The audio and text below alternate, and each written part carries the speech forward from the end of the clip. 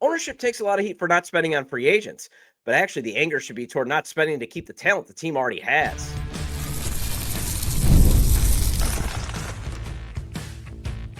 You are Locked On White Sox, your daily Chicago White Sox podcast. Part of the Locked On Podcast Network, your team every day.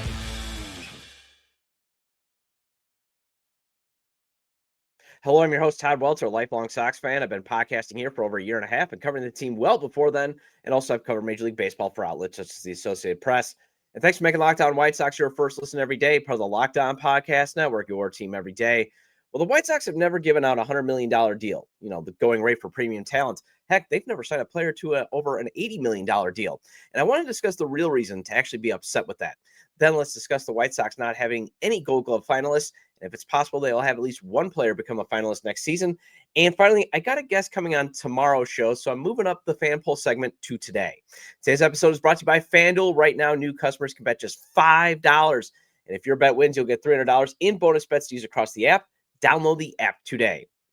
All right, so owner Jerry Reinsdorf, he takes a lot of heat for his self-imposed salary cap budgets. Basically, he puts on a salary cap when he doesn't need to.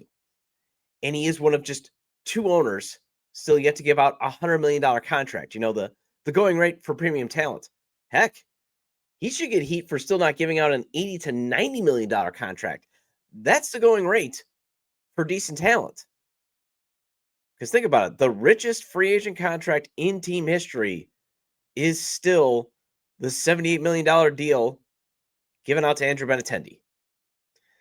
Although, I was listening to the Mariners and Blue Jays game last night as I was running an errand, and I heard Anthony Santander's name. Now, that's a player I'll admit that I wanted the White Sox to sign last offseason. I thought with the ties to new hitting director Ryan Fuller, his ability to hit for power, I thought that would have been a good addition. He could play right field for a few years, then you move him over to left once you get Benintendi's contract off the books. But then the broadcast pointed out he had just 6 home runs this season. Now, granted, he was injured for most of the season, but I thought, wow, the White Sox actually dodged a bullet since even when he was healthy and playing, he hit under 200. So it's like, man, it hit me. I should actually not be upset so much when the team is not pursuing free agents because the risk of that becoming bad money is real and it can happen real quick. I mean, again, free agency, especially, you're signing guys, sometimes you're paying them for past performance and you're paying these guys that are, in their 30s to hope that they can still continue and Father Time can just snap, their fingers and the production just completely declines. And again, becoming bad money real quick. Just look at Andrew Benintendi's contract. And Santander's $90 million contract is likely not going to age well for the Blue Jays. But what hit me, and this is where I think it's totally fair for you everydayers and you White Sox fans that come into the comments, that message me, that I interact with every day, when you can get upset with owner Jerry Reinsdorf and get actually furious is he doesn't spend the money necessary to keep the homegrown talent this team does develop from time to time. And that should make you furious. Now, to the complete skeptic, yes, the White Sox can develop a player from time to time. Keyword player or a few players. Garrett Crochet, Chris Sale, Carlos Rodon, Tim Anderson, all drafted by the team. Okay? So, and Tim Anderson, before his decline, did win a batting title. And he was an all-star player. But they just don't spend enough money to keep them long-term because, that's the owner just doesn't give out $100 million contracts. Dylan Cease, one of the reasons why he's gone, they maximized, obviously, his trade value, but the reason being is they weren't interested in signing him to an extension. At least there's never been a report that they tried to, extend him. And I see the chatter on social media about whether the team should pursue extending Colson Montgomery and, Kyle Teel. But instead of just debating about it, I mean, just worry, is GM Chris Getz going to get the money first just to even be able to extend them? I mean, is Jerry actually going to authorize the necessary money to buy out their RBers? Because the days of paying Yohan Moncada $70 million on his extension to buy out his RBers, probably over. At least $70 million. You're going to have to probably pay up if you say you want to extend Colson Montgomery during his RBers, or Kyle Teel during his RBers, if you want to buy that out. One moment. Sorry about that, guys. Still battling this cold. I mean, because you think about it, if you're Colson Montgomery, and I get the average is low compared to Roman Anthony, but you hit 21 home runs in 71 games. Roman Anthony just got an 8-year, $130 million extension from Boston, and he hit 292 and had 8 home runs. You're Colson Montgomery. You hit 21 home runs in 71 games. Yeah, I think you're probably saying I would like the Roman Anthony extension if you want to buy out my RBers. I mean, if you're Kyle Teel, seeing Samuel Basallo get $67 million, playing way less games in the big leagues than you have, you're probably going to be asking for a lot more than $67 million. I mean, you should be asking for a minimum of $90 million, since Fangraphs' value calculator said his 2025 season production equaled out to $15 million. Colson, and you can say, well, he's got, again, if you're going to say he's got the low average, fine, but Colson's season equaled out to $21.4 million. So if you paid that out over the next 6 seasons, that's a $128.4 million contract. Jerry has never paid those types of salaries in terms of long term. He's paid, a $21 million salary, paid Yohan Moncada $24 million to sit around and do nothing because he got hurt in 2024.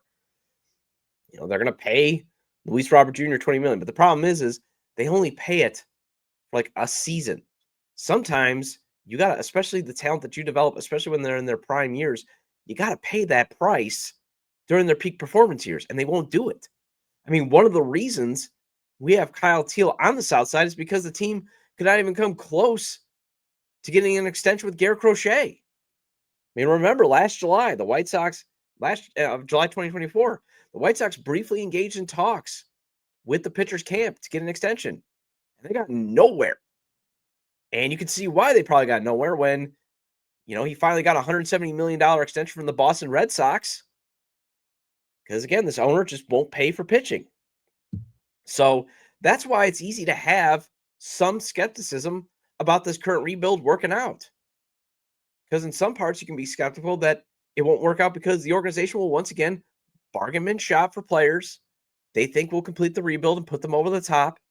Another Dallas Keuchel, Lance Lynn, Yasmani Grandal, Liam Hendricks, even though I loved Liam Hendricks here, and Lance Lynn was a fun personality. Those did not complete the rebuild. Those were not your John Lester type moves. And if you are comparing the Cubs, though, the one thing I will say and that's why I'm saying let's focus on keeping the talent that you already have, because Jason Hayward's massive contract with the Cubs didn't age well.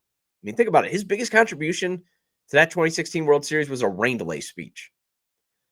But definitely make the exception to get frustrated when you have an owner laughing off the idea of pursuing a generational talent like Shohei Ohtani or Juan Soto. Yeah, they should get in on the bidding. But otherwise, if the White Sox choose to stay out of, free agency because they want to develop their own talent, that's where we should be focusing on. But then keep the talent in there.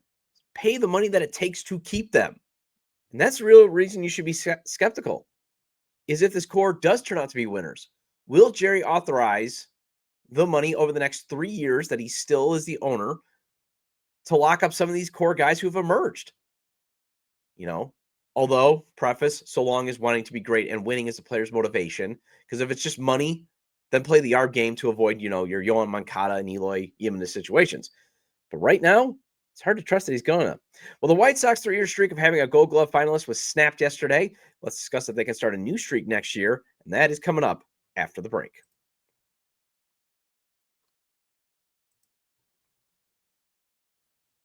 The NFL season is here, and FanDuel has an offer you don't want to miss.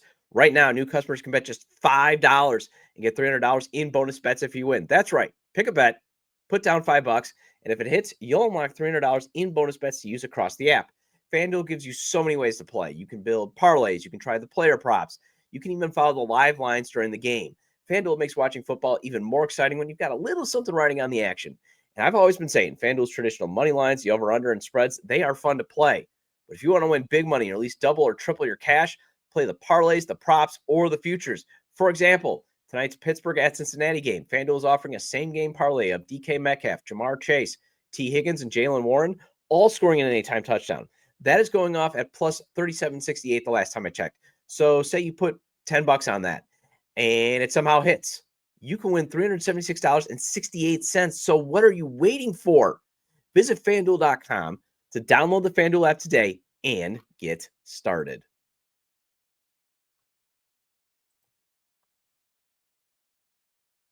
Welcome back to Locked On White Sox. I'm your host, Todd Welter. Again, make sure to hit the like button on today's episode. Subscribe to the YouTube channel at Locked On White Sox. And if you can't catch the show on YouTube, you can get the audio version of the show on places such as Apple or Spotify. So make sure to follow or subscribe it wherever you get your podcasts. Either way, get your 30-minute fix of Chicago White Sox baseball venting with me and maybe some hope. Also, make sure to check out my written content at SouthsideSox.com, on TapSportsNet.com, and at the Fans First Sports Network. Okay, so even though this year's team improved by 19 wins, the White Sox did not have a player get named as a finalist for the Gold Glove. I mean, despite losing a record 121 games last year, the White Sox did manage to have Nicky Lopez be a finalist for a Gold Glove. I was a little surprised, but he did get to be a finalist. And if you think about it, that and Garrett Crochet's emergence was about the only real highlights of the 2024 season. Now, it's not a total shock that the White Sox did not get a finalist, since the White Sox were 24th in defensive runs saved with minus 32 per fielding Bible. They were also 25th in outs above average per Fangraphs at minus 24. So no wonder Will Venable and Chris Getz want to see defensive improvement. Remember, that's what they were talking about in the at their year-end press conferences. They want to see the defense improved. Now, I got a little scared, and I'm still a little scared that they're going to do another 2024 offseason where they go get minimal guys that are all glove, no bat. But hopefully what they meant is, yeah, we want to see, Lenine Sosa, for example, know how to locate first base. That would be a huge improvement, that type of stuff.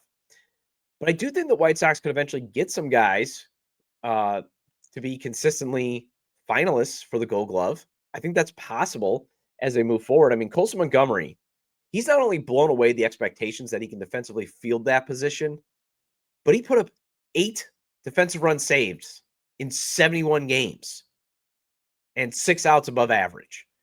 And he gave a preview that he could play both third fairly well, because I think, again, he's eventually going to be moved to third, because this year's first-round pick, Billy Carlson, might be even better. I mean, again, scouts were saying he had the best glove in the draft and one of the best gloves that they had ever seen, some scouts. Sorry about that. Again, I'm just battling a cold here. But you see that. And again, I look at only 2 main stats when it comes to fielding: defensive runs saved and outs above average. Because again, are you able to prevent runs by some of the plays that you make? That I think is important. And can you make more outs than what an average player can make? I think that's a good rating. Those are the 2 that I look at. I mean, I know there's range and there's all the stuff on Fangraphs, but I think the 2 best ways to look at it, defensive run saves and outs above average, I think really, does a good job of explaining what type of defensive ability this guy has. And then obviously for catchers, you can still get a little bit more like blocks above average, pop time, that type of stuff. Now, when you look at Colson Montgomery's numbers in terms of defensive runs saved compared to some of the shortstop finalists, Bobby Witt Jr. had 3 defensive runs saved. So, Colson is in some company, being a potentially good defensive shortstop.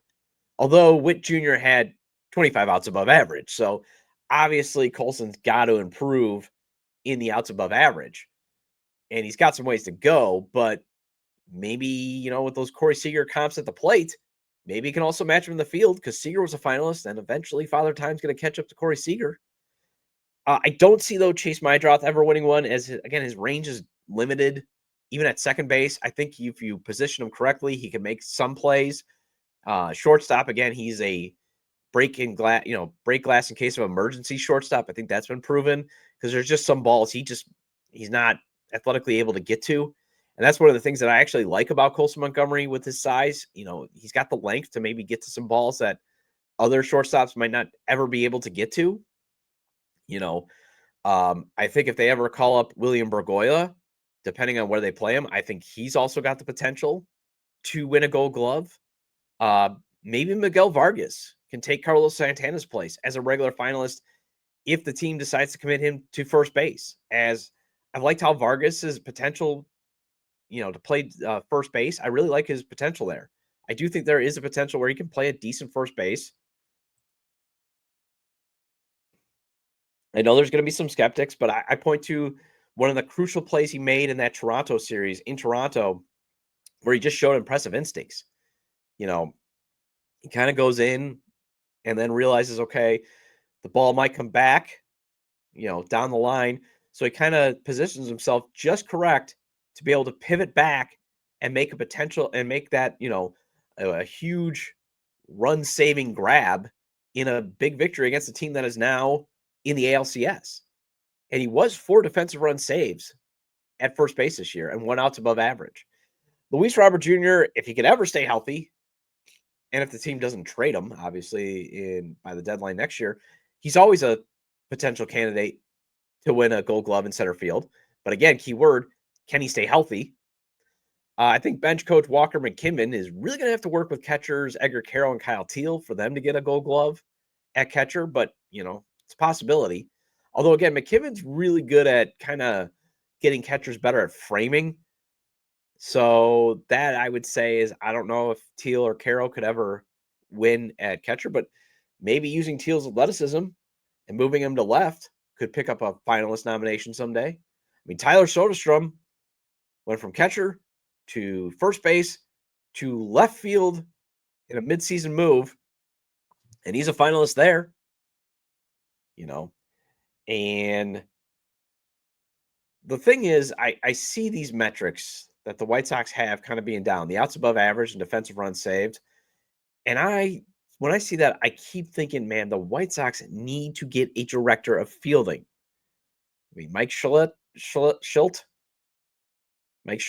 just retired as manager of the Padres. Ron Washington, he's out of a job after the Angels did not renew his contract. Maybe they might be interested in still being in the game as a director of fielding. Because in part, Brian Bannister and Ryan Fuller, your director of pitching and hitting, part of the perks is they still get to work from home some days. Sometimes it sounds like, Brian Bannister still gets to live in San Francisco. He travels to the spring training facility, he travels to the team on that, but it's not like you have to be with the team every single day. They have them deployed throughout the organization differently. So maybe you try to get those guys into the organization and be like, hey, I just need you around the team once or twice a week. Work with the analytic department about how to, defensively position yourself. Because Shildt did have defensive improvement, and he was credited that for when he was managing the Cardinals. So I'm just saying, I keep harping on that. Get a director of fielding, and maybe that can also help improve the defense. Well, I'm moving up the fan poll segment to today as I have a guest coming on for tomorrow's show. So let's discuss how you everydayers voted when it comes to the team's catching situation and when the White Sox will be back to being competitive again. And that's coming up after the break.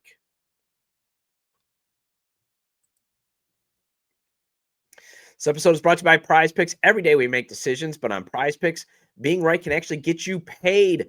Don't miss the excitement of this football season with Prize Picks, where it's good to be right. Playing Prize Picks is such a fun, simple way to add more excitement to football. You just pick more or less on a player projections, like Josh Allen's passing yards or Saquon Barkley rushing for a touchdown, and you're in the game. And I love how quick it is. You can make your lineup in under a minute. My favorite part, Prize Picks just added stacks. So if I want to ride with a player, I can just select their pass yards, rush yards, and touchdowns all in one lineup. There's a special max discount promotion live on the board right now. And that's another thing that I love about Prize Picks. For the Golden State Warriors versus Los Angeles Lakers game on October 21st, Steph Curry is discounted to only needing more than a half a point to win. That's the projection, 0.5. Just has to make a bucket. There you go. You're halfway on your way to winning money. Mix and match players from football, basketball, and baseball to build your dream lineup today. Download the PrizePicks app today and use code LOCKEDONMLB to get $50 in lineups after you play your first $5 lineup. That's code LOCKEDONMLB for $50 in lineups after your first $5 lineup. PrizePicks, it's good to be right.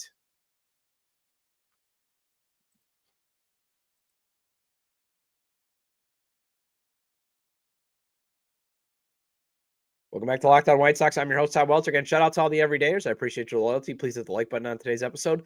Recommend to your fellow Sox fans or baseball fans, friends, to subscribe to the YouTube channel at Locked On White Sox. Everything in their podcasts, as the show's available on all major podcast platforms. As you can tell, I'm still battling this cold.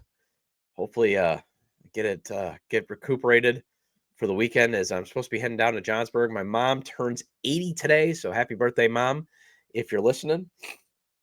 All right, so I agree with you on both polls I ran this week. I think one of the three catchers should be converted to left field at least, even if it's just a few days a week that, either Korey Lee or Kyle Teel plays left field. And I think 2027 is when the White Sox will be back to being a contender for the AL Central if everything keeps progressing. I mean, you got to avoid regression. You got to avoid stagnation, obviously, and you got to avoid injuries. Although some of you think it'll be 2029, as I've got the graphic up of the voting for those watching on YouTube. So I asked, when do you think the White Sox will next compete for the AL Central title? And 39% of you said 2027. 31% said 2029 or later. 17% said 2028. And 2026 got 13% of the vote. So 13% of you are optimistic about next season. I just think next season is still a stretch for them to be able to contend for the AL Central. I mean, I know that it could really open up if the Tigers trade Tariq Skubal, but they still have a very talented lineup of raised floor guys. And, they still got some, solid bats in that lineup. And the Guardians always find pitching. So I wouldn't say it's, hey, they got a chance even if Skubal's out, and that they definitely have a chance to not be in last place if the Twins complete their sell-off in the offseason by trading away Brian Buxton and Joe Ryan. But I just think it's going to be hard because I'm not confident that the front office is going to make the necessary short-term roster upgrades to get there, because they could take a shortcut. They could even be potentially in the conversation, even if they made a few, bullpen moves and starting pitching moves. But I don't have a lot of faith in that.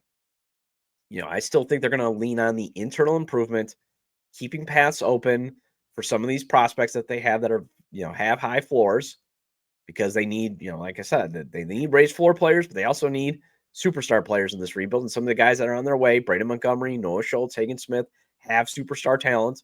Tanner McDougal as well. So even with the internal improvement, at best, I think you're maybe getting a Marlins season, which was still finishing under 500, but, on the periphery of the playoffs in September. And that would be huge progress. It's just, again, if you get in 2027, Braden Montgomery, Noah Schultz, and Hagen Smith, maybe they've already debuted in 2026 to show promise, but if you get all three of them living up to their promise, even Noah Schultz and Hagen Smith, they're in the rotation. At least their growing pains are not dramatic. Hey, we got to send these guys down. Yeah, they got a shot at competing for a 2027 AL Central title, or at least a wild card spot. Especially, again, if the Tigers lose Skubal and the Guardians keep selling off assets and not properly replacing them, because it's starting to seem shaky that they're just not doing a good job of replacing some of these guys. Now, for those aiming for 2029, obviously your reason is fair. I've seen it in the comments. It's been clear. That's when Jerry Reinsdorf is possibly no longer the controlling owner. So I get it, that it's really hard to see the White Sox turning things around so long as Jerry Reinsdorf is still in control. But I will argue a little bit. This organization did at least pull off a playoff appearance and an AL Central title in the last rebuild, despite still Jerry being the owner. what I think we sometimes lose in all of this, and I think getting back to the first segment, is the owner's prohibiting a rebuild from having long-term success, sustained success. That's the issue. That's the biggest thing that is going into why the White Sox are in their current state. One of infinite reasons, but Jerry is at the top. So that's just one thing that we always have to take into account.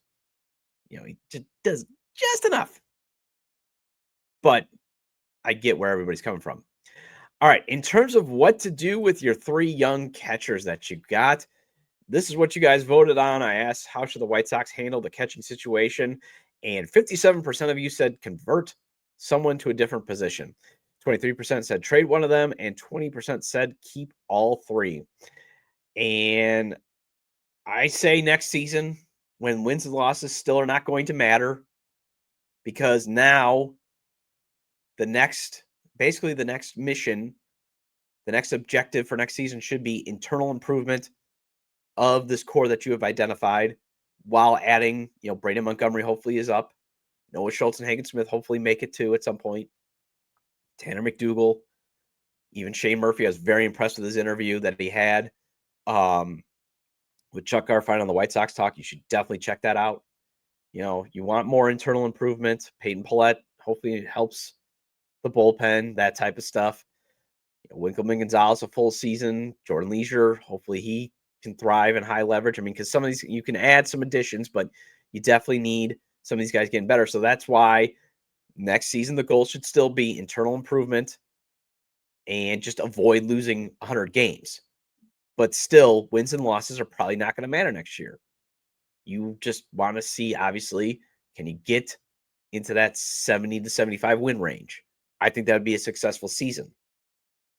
So while that's wins and losses don't matter, why not try Kyle Teel or even Korey Lee in left, and try Korey Lee in left more than just one inning like they did, in the final home game of the year. And because I still think Korey Lee has some value running the bases and with his bat in a utility role. So maybe give him something else to do besides just sitting around waiting to catch once a week or catch, in a pitch hitting situation, because he is manager Will Venable's security blanket when it comes to having Teel and Quero in the lineup together. Because remember, he was so resistant to having Kyle Teel and Edgar Quero, one of them DH and one of them catch, because if he had to pinch run whoever was DHing, he had to basically give up the DH spot. Or wait, reverse that. Pinch run whoever was catching, because then the DH had to move the catcher. That type of stuff. And that did happen in the game in Toronto. And then they bring up Korey Lee, and suddenly he's fine, because that's his security blanket. And I think maybe you got to find ways to have Teel, Quero, Miguel Vargas, Curtis Mead, and Lenyn Sosa all in the lineup together. Again, to see, can these guys, especially Curtis Mead, you don't have a lot of data that tells you maybe he is a raised floor core player. So why not give these guys some at-bats? But that means Sosa is going to probably have to DH. And that's ideally where you want Lenyn Sosa, at DH. You don't want to play him in the field. So that might mean you got to have Kyle Teel play some left field. Because I'm still not trading away any of these 3 young catchers right now. As, again, Teel and Quero, first of all, they can be star players, whether they're star players at catcher or whether they're star players in terms of just being star players. That's a difference, because, again, you can be a star catcher, but that means you're probably hitting 250, 15 home runs, that type of stuff. Or are you like maybe a step below, or, hey, let's dare to dream. Why not be Cal Riley? I mean, I'm just saying. But you just got to find different ways to get them into the lineup. So why not try this when winning is not expected? Let's avoid another situation of asking, Andrew Vaughn and Gavin Sheets to play the outfield during a contention window. Why don't we try avoiding that? How about that? Well, that wraps up this edition of Locked On White Sox. Thank you for making Locked On White Sox your first listen every day. For your second listen, check out Locked On MLB Game Night. Every game, every night until a World Series champion is crowned. Get local analysis on a national scale. Find MLB Game Night on Locked On MLB on YouTube or wherever you get your podcasts. And I'll be back tomorrow with Chris Lanuti of Sox in the Basement to discuss why the White Sox had to break up with Andrew Vaughn. Feel free to leave comments about today's discussion on the episode page on YouTube via email, lockedonwhitesox@gmail.com, or you can leave them at X, formerly Twitter, at LockedOnSox or at Todd J. Dub. Also, make sure to like today's episode on the YouTube page, along with subscribing to the YouTube channel. Also, subscribe at wherever you get your audio podcast and leave a 5-star review. Have a great day, and I will talk to you tomorrow.